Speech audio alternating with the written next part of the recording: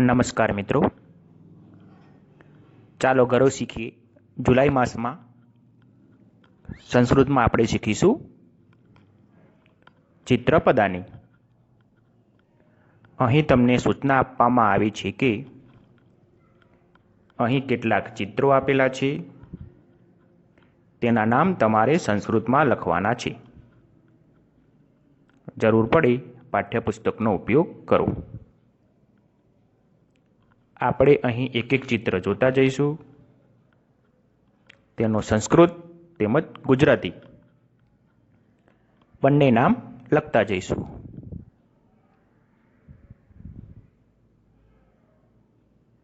પહેલું ચિત્ર છે પેન્સિલનું. સંસ્કૃતમાં કહીશું અંકની. ત્યારબાદ ચિત્ર છે ગ્રંથનું. સંસ્કૃતમાં કહીશું ગ્રંથ. ત્યારબાદ ચિત્ર છે ઘરેણાનું, જેને સંસ્કૃતમાં કહીશું આભૂષણમ.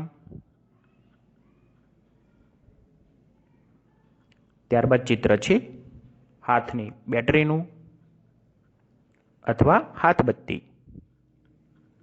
સંસ્કૃતમાં કહીશું કરદીપઃ.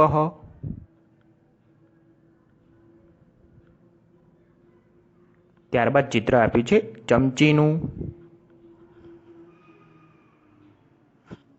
જેને સંસ્કૃતમાં કહીશું ચમસઃ. ત્યારબાદ ચિત્ર છે કચરાપેટીનું, તેને સંસ્કૃતમાં કહીશું અવકરિકા. ત્યારબાદ ચિત્ર આપ્યું છે ફાઇલ, જેને સંસ્કૃતમાં કહીશું સચ્ચિકા. ત્યારબાદ ચિત્ર આપ્યું છે આપણને કીડીનું. સંસ્કૃતમાં કહીશું પીપીલિકા.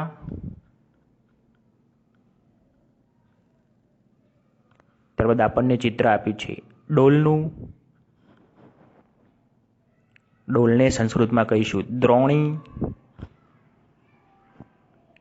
ત્યારબાદ ચિત્ર આપ્યું છે આપણને સ્વિચ, લાઇટનું બટન, તેને સંસ્કૃતમાં કહીશું પિચ્ચહ. ત્યારબાદ આપ્યું છે આપણને કેલ્ક્યુલેટર, તેને સંસ્કૃતમાં કહીશું ગણનયંત્રમ. અને પછીનું ચિત્ર આપ્યું છે છત્રી, જેને સંસ્કૃતમાં કહીશું છત્રમ. ત્યારબાદ આપણે આગળ વધીએ. પાના નંબર 16. પહેલું ચિત્ર આપ્યું છે છોકરીનું.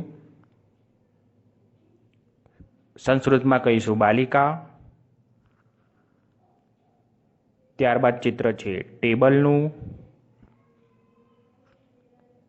સંસ્કૃતમાં કહીશું ઉત્પીઠિકા. ત્યારબાદ ચિત્ર છે થાળીનું. સંસ્કૃતમાં કહીશું સ્થાલિકા. ત્યારબાદ ચિત્ર છે ફૂલદાનીનું. ફૂલદાનીને સંસ્કૃતમાં કહીશું પુષ્પાધાની. ત્યારબાદ ચિત્ર આપ્યું છે સાડીનું. સંસ્કૃતમાં કહીશું સાટિકા. ત્યારબાદ ચિત્ર છે પેટીનું. પેટીને સંસ્કૃતમાં કહીશું પેટિકા. પછીનું ચિત્ર છે ચકલીનું. સંસ્કૃતમાં કહીશું ચટકા. ત્યારબાદ ચિત્ર છે ઘડિયાળનું. સંસ્કૃતમાં કહીશું ઘટી. ત્યારબાદ ચિત્ર આપ્યું છે ચાવીનું. ચાવીને સંસ્કૃતમાં કહીશું કુચ્ચિકા. ત્યારબાદ ચિત્ર આપ્યું છે, ફોટો આપ્યો છે ગાયનો, પરંતુ આપણે ચોપડીમાં શબ્દ લખ્યો છે વૃષભ, એટલે ગુજરાતીમાં કહીશું બળદ, સંસ્કૃતમાં કહીશું વૃષભ. ત્યારબાદ ચિત્ર આપ્યું છે ગધેડો. ગધેડાને સંસ્કૃતમાં કહીશું ગંધર્ભ. ત્યારબાદ ચિત્ર આપ્યું છે ગેટું.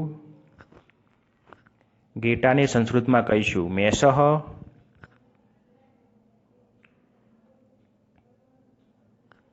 ત્યારબાદ ચિત્ર આપ્યું છે મોરનું. મોરને સંસ્કૃતમાં કહીશું મયુરહ. ત્યારબાદ ચિત્ર આપ્યું છે લસણનું. લસણને સંસ્કૃતમાં કહીશું લસુનમ. ત્યારબાદ ચિત્ર આપ્યું છે રૂપિયાનું. ગુજરાતીમાં કહીશું ધન અને સંસ્કૃતમાં પણ કહીશું ધનમ.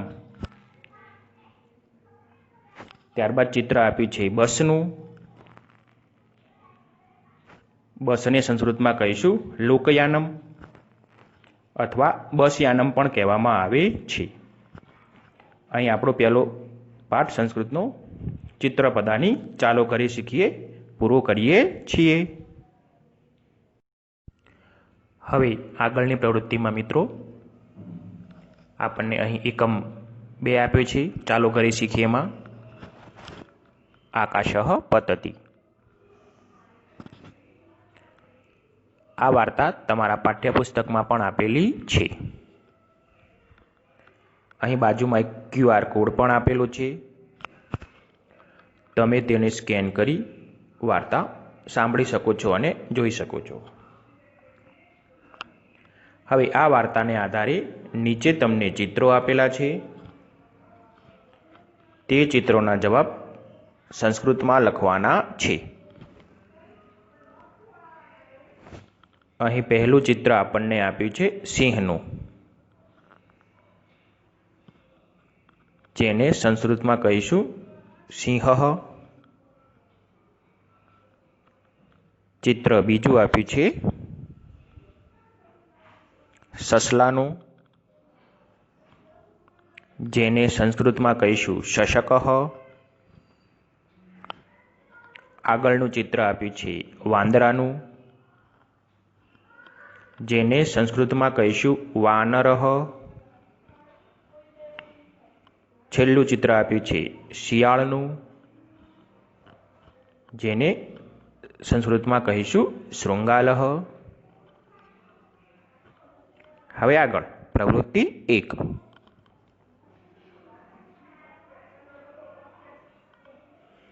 તમારી જાતે સમજો, બોલો અને લખો. અહીં વાક્યોના આપણે 3 પ્રકાર આપેલા છે. એક વાક્ય આપણને આપ્યું છે ઉદાહરણ સ્વરૂપે. તેના ઉપરથી બાકીના વાક્યો બનાવવાના છે. જોઈએ પ્રકાર 1.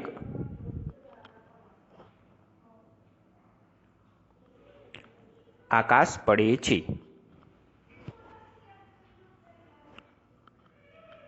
આકાશ પડે છે નું સંસ્કૃત થશે આકાશઃ પતતિ.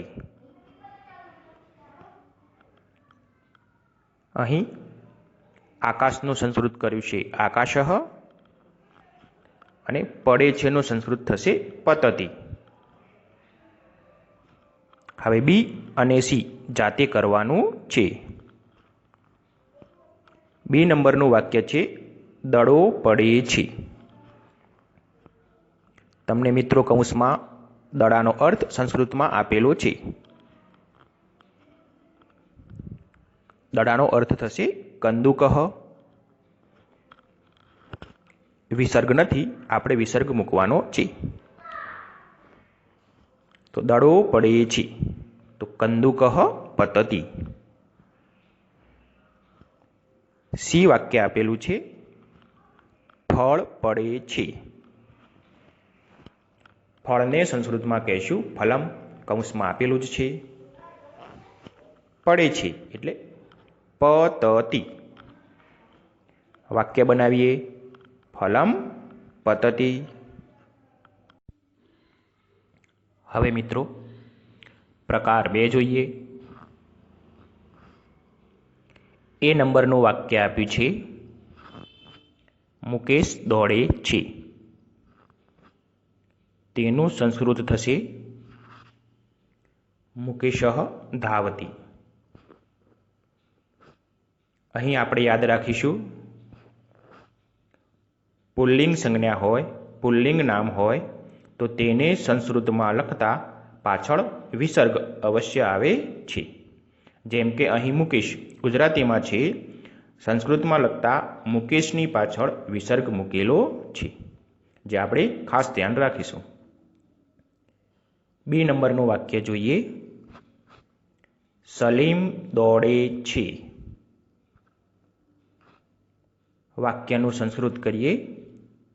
સલીમઃ ધાવતિ. ધાવતિ એટલે દોડે છે.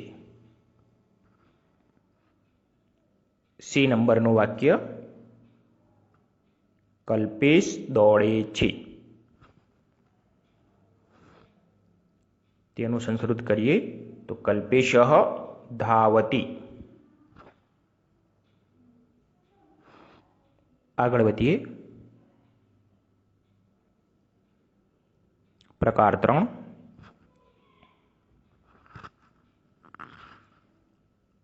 સુધા દોડે છે. તો તેનું સંસ્કૃત થશે સુધા ધાવતિ. અહીં યાદ રાખજો, સુધા છોકરી છે, સ્ત્રીલિંગ શબ્દ છે, સ્ત્રીલિંગ સંજ્ઞા છે, માટે તેની પાછળ વિસર્ગ મૂકવાનો નથી. સુધાને સંસ્કૃતમાં લખતા તેની પાછળ વિસર્ગ આવતો નથી. માત્ર પુલ્લિંગ સંજ્ઞા હોય તો જ વિસર્ગ આવશે. આગળ 2 નંબરનું વાક્ય. ગોપી દોડે છે. તેનું સંસ્કૃત થશે ગોપી ધાવતિ. ધાવતિ એટલે દોડે છે. માલા દોડે છે. તેનું સંસ્કૃત થશે માલા ધાવતિ. હવે આગળની પ્રવૃત્તિ તરફ જઈએ. હવે આગળની પ્રવૃત્તિ છે આપણા પાઠ્યપુસ્તકમાં આપેલ આકાશઃ પદ્ધતિ એકમના. અહીં આપણને ચિત્રો આપેલા છે, જે ચિત્રોનો ક્રમ આડો અવળો થઈ ગયેલો છે. આપણે અહીં વાર્તાને સાંભળતા જઈશું અને ચિત્રનો ક્રમ લખતા જઈશું. પુસ્તકમાં પહેલું ચિત્ર આપ્યું છે કે સસલું સૂતું છે. ઘરે શીખીએમાં આપણને તે ચિત્ર આપ્યું છે પહેલી લાઈનમાં, 3જા નંબરનું ચિત્ર. તો ત્યાં આપણે 1 નંબર કરીશું. આગળ વધીએ. પુસ્તકમાં ચિત્ર બીજું એવું છે કે સસલા ઉપર પાન પડે છે, જે ઘરે શીખીએમાં બીજી લાઈનમાં 2જા નંબરનું ચિત્ર આપેલું છે. પુસ્તકમાં 3જા નંબરનું ચિત્ર છે સસલો શિયાળને મળે છે અને વાતચીત કરે છે,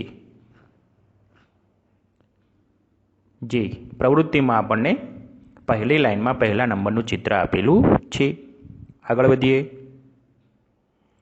4થા નંબરનું ચિત્ર છે આપણને પુસ્તકમાં સસલો અને શિયાળ દોડતા દોડતા જઈ રહ્યા છે, જે પ્રવૃત્તિમાં 3જી લાઈનમાં 1લા નંબરનું ચિત્ર આપેલું છે.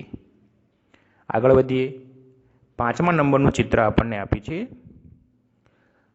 સસલો અને શિયાળ ભાગતા હોય છે ત્યારે વાંદરો તેને મળે છે, જે પ્રવૃત્તિમાં આપણને 19મા નંબરના પાને પહેલું ચિત્ર આપેલું છે. ત્યાં 5 લખવા. આગળ વધીએ. હવે સસલો, શિયાળ અને વાંદરો ત્રણેય ભાગતા હોય એવું ચિત્ર આપણને પુસ્તકમાં 6ઠ્ઠા નંબરે આપેલું છે, જે પ્રવૃત્તિમાં આપણને 3જી લાઈનમાં 3જા નંબરનું ચિત્ર આપેલું છે, જ્યાં આપણે 6 લખીશું. આગળ વધીએ. ત્યારબાદ સસલો, શિયાળ અને વાંદરાને સિંહ મળે છે. તે પુસ્તકમાં 7મા નંબરનું ચિત્ર છે. અહીં પ્રવૃત્તિમાં તે ચિત્ર બીજી લાઇનમાં પહેલા ક્રમે આપેલું છે. તેની નીચે આપણે 7 કરીશું. પુસ્તકમાં 8મા નંબરનું ચિત્ર એવું છે કે સસલો અને સિંહ બંને વાત કરતા હોય છે. પ્રવૃત્તિમાં તેવું ચિત્ર બીજી લાઇનમાં 3જા નંબરે આપેલું છે. આગળ વધીએ. 9મા નંબરનું ચિત્ર એવું આપ્યું છે કે સસલો અને શિયાળ બંને જ્યાં આકાશ પડ્યું હોય છે ત્યાં જોવા માટે જાય છે. તેવું ચિત્ર પ્રવૃત્તિમાં આપણને 19મા નંબરના પાને બીજા નંબર ઉપર આપેલું છે. તેની નીચે 9 લખો. આગળ વધીએ. 10મા નંબરનું ચિત્ર પુસ્તકમાં એવું આપ્યું છે કે સિંહ જ્યાં આકાશ પડ્યું હોય છે તે ઝાડ નીચે જાય છે. તેવું આપણને પ્રવૃત્તિમાં ચિત્ર પહેલી લાઇનમાં બીજા નંબરે આપેલું છે. ત્યાં તમે 10 લખો. આગળ વધીએ. પુસ્તકમાં 11મા નંબરનું ચિત્ર એવું છે કે સસલો ત્યાંથી ભાગતો હોય એવું દેખાઈ રહ્યું છે. તેવું જ ચિત્ર પ્રવૃત્તિમાં આપણને 3જી લાઇનમાં બીજા નંબર ઉપર આપેલું છે. ત્યાં તમે 11 લખો. આમ પુસ્તકમાં આપેલા 11 ચિત્રો અહીં તમારે તે ચિત્રો ઓળખી તેની નીચે ક્રમ લખવાના છે, જે અહીં આપણે વાદળી અક્ષરે અંગ્રેજીમાં લખેલા છે તે તમે લખજો. હવે આગળની પ્રવૃત્તિ તરફ જઈએ. હવે આપણે પ્રવૃત્તિ 3 શીખીએ. અહીં તમને સૂચના આપી છે, સમજો, બોલો અને લખો. અહીં તમને એક ઉદાહરણ આપવામાં આવ્યું છે. એ ઉદાહરણના આધારે તમારે નીચેના વાક્યો બનાવવાના છે. પહેલાં સમજીએ ઉદાહરણ. રાકેશ ધાવતી હરેશ અનુધાવતી. એનું ગુજરાતી થશે રાકેશ દોડે છે, હરેશ તેની પાછળ દોડે છે. આપણે અહીં યાદ રાખીશું, ધાવતીનો મતલબ થશે દોડે છે, અનુધાવતીનો મતલબ થશે ની પાછળ દોડે છે. હવે આપણને અહીં ક્રિયાપદ ઉદાહરણ રૂપે આપેલા છે. આપણે તેમાં સંજ્ઞા લગાવી વાક્ય બનાવીશું. પહેલું ક્રિયાપદ છે ગાયતી, એટલે ગાય છે. અનુગાયતી મતલબ થશે ની પાછળ ગાય છે. આપણે હવે આનું બનાવીશું વાક્ય. તો નીચે વાક્ય બનાવેલું છે, મયુરઃ ગાયતી મેહુલઃ અનુગાયતી. યાદ રાખીશું, પુલ્લિંગ શબ્દ હશે તો વિસર્ગ લગાવીશું. ગુજરાતી કરીએ. મયુર ગાય છે, મેહુલ તેની પાછળ ગાય છે. બીજું ક્રિયાપદ જોઈએ આપણે. વદતી એટલે બોલે છે, અનુવદતી એનું ગુજરાતી થશે ની પાછળ બોલે છે. હવે આનું આપણે વાક્ય બનાવીશું. 2 નંબરનું વાક્ય નીચે લખેલું છે, સીતા વદતી ગીતા અનુવદતી. તેનું ગુજરાતી થશે સીતા બોલે છે, ગીતા તેની પાછળ બોલે છે. આગળનું ક્રિયાપદ જોઈએ તો આપણને આપ્યું છે સરતી એટલે સરકે છે, અનુસરતી ની પાછળ સરકે છે. હવે આપણે સંજ્ઞા લગાવી વાક્ય બનાવીએ. 3જા નંબરનું વાક્ય લખેલું છે, ધીરજ સરતી પ્રતીક અનુસરતી. ધીરજ સરકે છે, પ્રતીક તેની પાછળ સરકે છે. તમે બીજા નામો લખીને, બીજી સંજ્ઞા લખીને પણ વાક્ય બનાવી શકો છો અને પ્રયત્ન કરતા રહેજો. અહીં આપણી આ પ્રવૃત્તિ પૂરી થાય.